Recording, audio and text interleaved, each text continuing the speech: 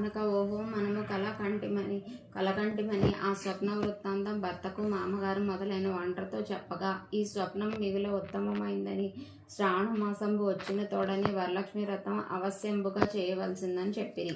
పిమ్మట చారుమతియును స్వప్నంబు విన్న స్త్రీలు శ్రావణ మాసం ఎప్పుడు వచ్చునాయని ఎదురుచూచుచుండిరి. ఇట్లుండగా వీరి భాగ్యోదయంబు వలన శ్రావణ మాస పూర్ణిమకు ముందు వచ్చేది శుక్రవారం వచ్చెను.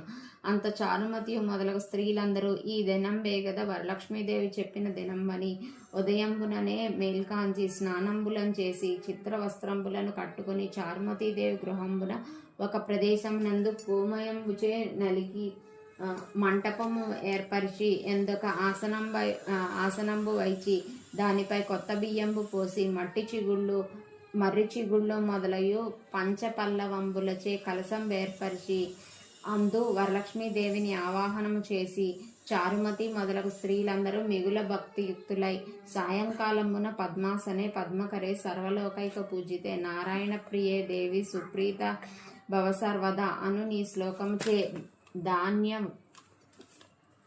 ధ్యాన ఆవాహనాది షోడశోపచార పూజలను చేసి 9 సూత్రంబు గల తోరమ్మును దక్షిణ హస్తమున కట్టుకుని వరలక్ష్మీదేవికి నానావిధ భక్ష్య భోజ్యంబులను నివేదన చేసి ప్రదక్షిణము చేసిరి.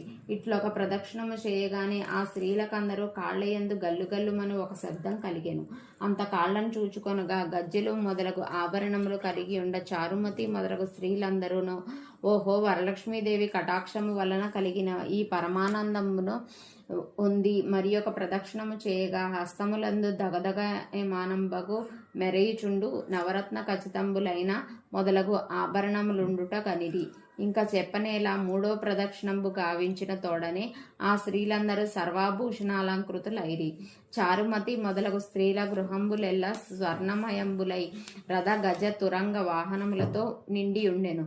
అంతన ఆ స్త్రీలు తోడ్కొని గృహములకు పోవుటకు వారి వారి ఇండ్ల నుండి గుర్రములు ఏనుగులు రథములు బండ్లు ఆ స్త్రీలు వరలక్ష్మీదేవిని పూజించి స్థలమునకు వచ్చి నిండి ఉండెను. పిదప చారుమతి మొదలగు స్త్రీలందరూ తమకు కల్పోక్త ప్రకారముగా పూజ చేయించిన బ్రాహ్మణోత్తముని గంధ పుష్పాక్షతలచే పూజించి 12 కుడుములు వాయన దానము ఇచ్చి దక్షిణ తాంబూలముల సంగి నమస్కారము చేసి ఆ బ్రాహ్మణోత్తమునిచే ఆశీర్వాదంబు నొంది వరలక్ష్మీదేవికి నివేదనలు చేసి భక్ష్యాదులను బంధువులతో కలిసి ఎల్లరునూ పుచించి తమ కొరకు వచ్చి కాచుకొని ఉండు వాహనములపై ఇండ్లకు పోవచ్చు. ఓహో చారుమతీ దేవి